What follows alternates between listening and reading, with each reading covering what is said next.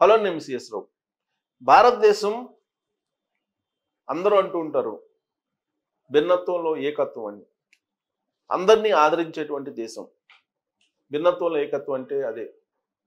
సర్వమత సౌభ్రాతృత్వం పుష్కలంగా ఉంటుంది ఈ దేశంలో. కానీ ఈ మధ్యకాలంలో నెలకొన్నటువంటి పరిస్థితులు మత విద్వేషాలను లేపేలా, మతాల మధ్య చిచ్చు పెట్టేటువంటి కొన్ని సంఘటనలు చోటు చేసుకుంటున్నాయి. వాటిల్లో ఒకటి ఇప్పుడు నమాజ్.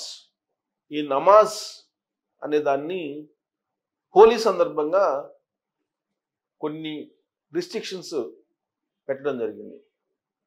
నమాజ్ని హోలీ సందర్భంగా టైం మార్చుకోవాలి అనేటువంటి ఒక నిర్ణయాన్ని కేంద్ర ప్రభుత్వం తీసుకుంది. అసలు నమాజ్ని లౌడ్ స్పీకర్లలో పెట్టడం అనేది నిషేధించాలి అనేటువంటి డిమాండ్ ఉంది హిందూ సంస్థల నుంచి, హిందూ వాదుల నుంచి. ఆల్రెడీ ఇప్పటికే కేంద్ర ప్రభుత్వానికి తెలియజేశారు, ఆయా రాష్ట్ర ప్రభుత్వాలకు కూడా తెలియజేశారు. మధ్యప్రదేశ్, రాజస్థాన్ ఇలాంటి చోట్ల, ఆల్రెడీ ఉత్తరప్రదేశ్ లాంటి చోట్ల లౌడ్ స్పీకర్లని కొన్ని ప్రాంతాల్లో నిషేధించారు కూడా. ముస్లింలు సహజంగా ప్రతిరోజు నమాజ్ చేసుకుంటూ ఉంటారు. పైగా రంజాన్ వేళ ఎక్కువగా భక్తి ప్రపత్తులతోటి చేసుకుంటూ ఉంటారు. లౌడ్ స్పీకర్లో చేసుకుంటూ ఉంటారు.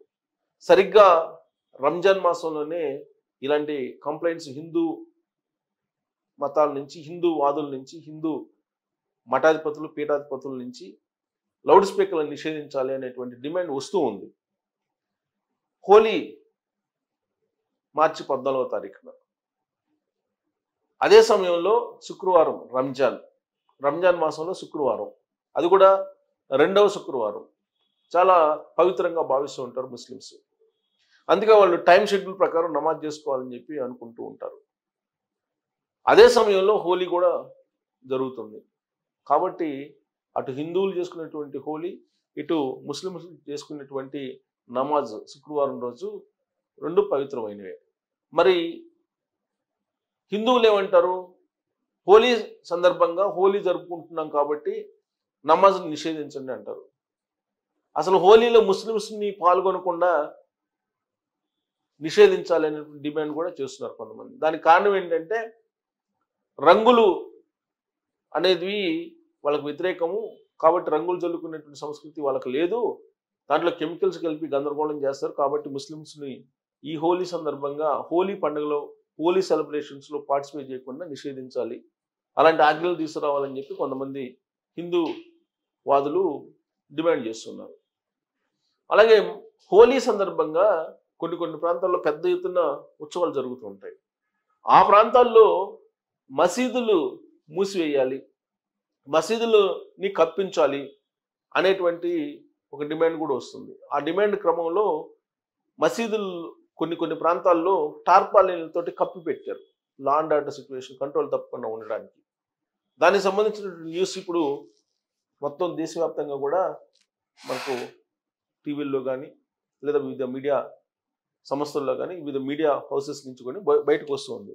దానికి సంబంధించిన న్యూస్ నేను చదివి వినిపిస్తాను. తాజా పరిస్థితి, ఏ ప్రాంతాల్లో మసీదుల్లో టార్పాలిన్లు కప్పి ఉన్నారు, హోలీ సందర్భంగా ఎక్కడెక్కడ నిషేధం విధించున్నారు అనేది నేను చదివి వినిపిస్తాను.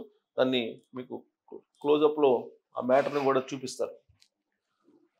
సో శుక్రవారం హోలీ సందర్భంగా సంబాల్లో అధికారుల ముందు జాగ్రత్తలు, సంబాల్ అనేటువంటి ప్రాంతాల్లో అధికారులు ముందస్తు జాగ్రత్తలు తీసుకున్నారు శుక్రవారం హోలీ కాబట్టి. ఘర్షణలు తలెత్తకుండా చర్యలు చేపట్టారు పోలీసులు. మధ్యాహ్నం వరకు హోలీ, ఆ తర్వాత రంజాన్ ప్రార్థనలు, ఇలా డిసైడ్ చేశారు. హోలీ అనేది మధ్యాహ్నం వరకు జరుపుకోండి, మధ్యాహ్నం నుంచి రంజాన్ ప్రార్థనలు కొనసాగించండి అని చెప్పి. సో ఉత్తరప్రదేశ్లోని సంబాల్లో మసీదులపై ఉన్నతాధికారులు టార్పాలిన్ షీట్లను కప్పారు. ఉత్తరప్రదేశ్ సంబాల్ ప్రాంతంలో మసీదులపైన ఉన్నతాధికారులు టార్పాలిన్ షీట్లను కప్పారు. నగరంలోని దాదాపు 10 మసీదులకు ఇలా కవర్లతో ముసుగు వేశారు. శుక్రవారం హోలీ పండుగ సందర్భంగా మసీదులపై రంగులు పడకుండా ఈ జాగ్రత్తలు తీసుకున్నారు. ఓవైపు హోలీ, మరోవైపు రంజాన్ జుమ్మా ప్రార్థనల నేపథ్యంలో శుక్రవారం ఎలాంటి అవాంఛనీయ సంఘటనలు చోటు చేసుకోకుండా చర్యలు తీసుకున్నారు. హోలీ వేడుకల్లో భాగంగా జనం ర్యాలీగా వెళ్లే మార్గాలను గుర్తించి ఆ చుట్టుపక్కల మసీదుల వద్ద బలగాలను మోహరించారు.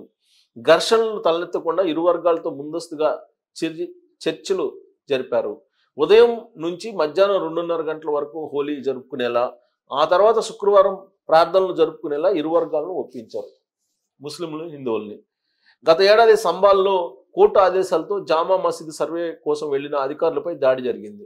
ఈ సందర్భంగా చెలరేగిన అల్లర్లలో పలువురు ప్రాణాలు కోల్పోయారు.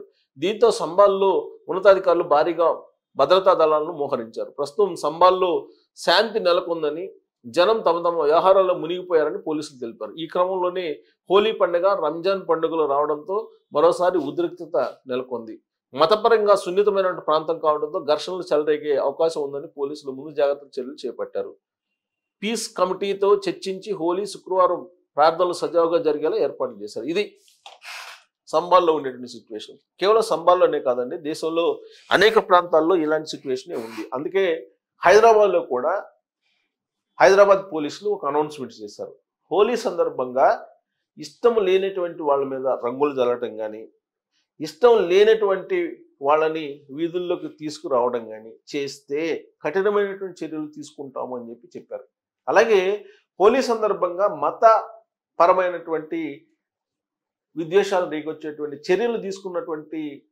చర్యలు తీసుకుంటాము. అలాంటి ఏవైనా కానీ ప్రొవోకింగ్ సంబంధించినటువంటి ప్రయత్నాలు జరిగితే అలాంటి ప్రయత్నం చేసినటువంటి వాళ్ళ మీద కఠినమైన చర్యలు తీసుకుంటామని చెప్పారు.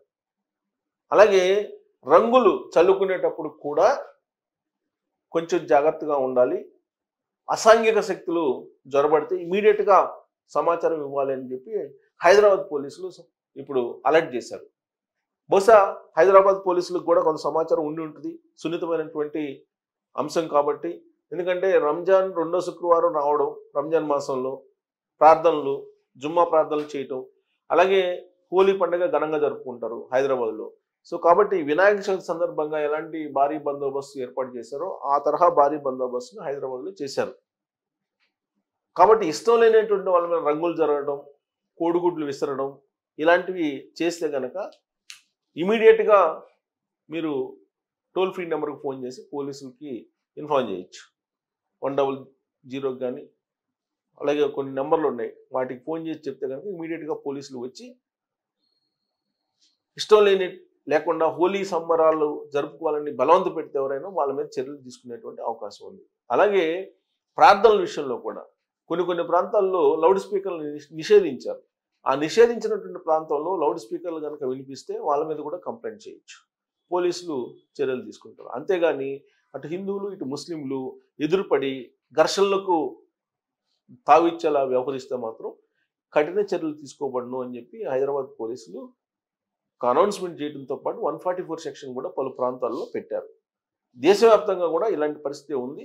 ప్రస్తుతం అయితే కొన్ని ప్రాంతాల్లో మసీదులు టార్పాలిన్ కప్పారు. మసీదుల పైన మధ్యాహ్నం వరకు హోలీ జరుపుకోవాలి, మధ్యాహ్నం నుంచి మాత్రమే రంజాన్ ప్రార్థనలు చేసుకోవాలనేటువంటి నిబంధనలు తీసుకొచ్చారు. కాబట్టి ఇరు వర్గాలు, ఇరు మతాలు దానికి అంగీకరించి ఎలాంటి ఘర్షణ వాతావరణం, ఎలాంటి హింసకు తావు లేకుండా ఇరుపక్షాలు పండుగను జరుపుకోవాలని చెప్పి పోలీసులు కోరుతున్నారు. మరి అలాంటి సిచ్యువేషన్ ఉందా ఇప్పుడు, లేదన్నా ఘర్షణలు లీకెత్తే అవకాశం ఉందా? గత హోలీ సందర్భంగా కూడా సంబాల్లో అనేక మంది మరణించారు. మరి భారతదేశంలో ఉండేటువంటి సిచ్యువేషన్ ఏంటి అనే దాని మీద మీరు కామెంట్ చేయొచ్చు. Thank you.